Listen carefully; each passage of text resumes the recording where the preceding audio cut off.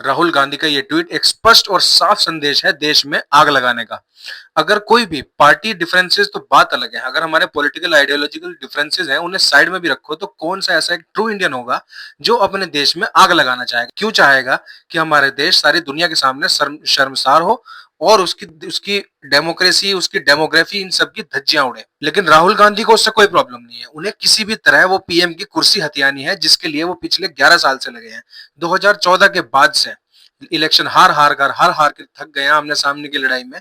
तो अब खुले आम भड़का रहे हैं जन जेड को कि सड़कों पर उतरो और सड़कों पर आंदोलन मचाओ और मुझे किसी तरह से उस गद्दी पर बैठाओ। जैसा पाकिस्तान ने किया था ना कि इतने युद्ध हारने के बाद हमसे उसे पता चल गया कि वो सामने सामने के युद्ध में भारत को हरा ही नहीं सकता, उसी तरह अब राहुल गांधी को पता चल गया है कि इलेक्शन लड़के तो तू हरा नहीं सकता प्रधानमंत्री मोदी को।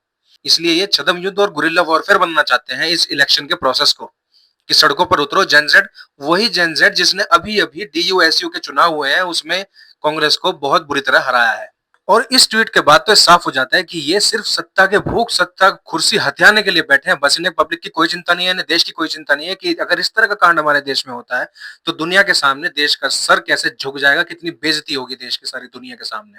लेकिन इन्हें कोई फर्क नहीं पड़ता इससे। ये नेपाल और बांग्लादेश से इतना इन्फ्लुएंस्ड है, इन्हें लगता है कि नेपाल बांग्लादेश में जेन जेड ने ये करके दिखाया तो ये इंडिया में भी मुमकिन है। मुझे पर्सनली ये नहीं लगता कि कोई भी सच्चा इंडियन, कोई भी ट्रू भारतीय होगा वो इनके इस बहकावे में, इस गंदी राजनीति में, इस गंदे षड्यंत्र में शामिल होगा, इस बहकावे में आएगा। और जिस जेनजेड का ये नाम ले रहे हैं कि जेनजेड इस देश का वोट चोरी रोकेगी और लोकतंत्र बचाएगी, आप जेनजेड पर जिम्मेदारी छोड़ दो ना वोट डालने की। जब वोट होगा तो जेनजेड अपने आप हरा देगी सरकार को। आप इस तरह के षड्यंत्र, इस तरह का छदम खेल क्यों खेल रहे हो? जेनजेड आपको अपने आप सरकार पे बिठा देगी। ये सबको आप चुनाव पर छोड़ दीजिए ना। No true Indian should fall prey to this conspiracy.